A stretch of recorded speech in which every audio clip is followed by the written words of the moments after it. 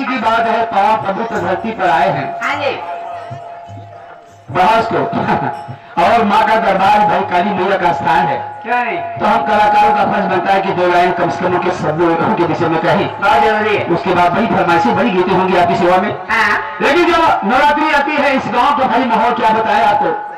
पीछे भी मंदिर है बहुत बढ़िया, वहाँ हम भजन वगैरह गाने भी आए हैं। इन लोगों को बहुत दिनों से इच्छा थी कि कम से कम आपने भजन गाया तो कम से कम उस रूप में देखिए जिस रूप से हम जानते हैं। क्या बात। तो अवसर ढूंढते ढूंढते आज ऐसा मौका आ ही गया, तो बहुत बहुत धन्यवाद। बहुत बचपन में हमको ले आए थे, बोले कि रामलीला में बचपन में हम तैयार, रामलीला में जहाँ काम करते थे वहां से उठा ले आए थे। हाँ और उसके बाद आज मौका मिला, बहुत बहुत धन्यवाद सभी प्यारे दर्शकों को। लेकिन जब नवरात्रि आती है माँ का दरबार अनोखा चमकता है, तो बोल के कहता है क्या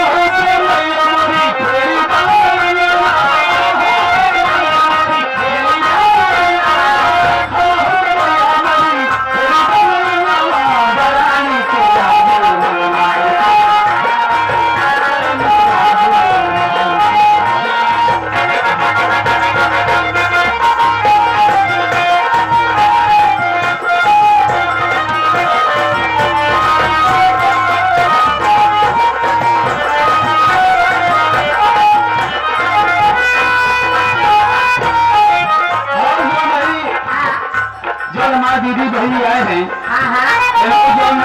भूखी रहा थे तो माई के दरबार में जाती तो क्या करती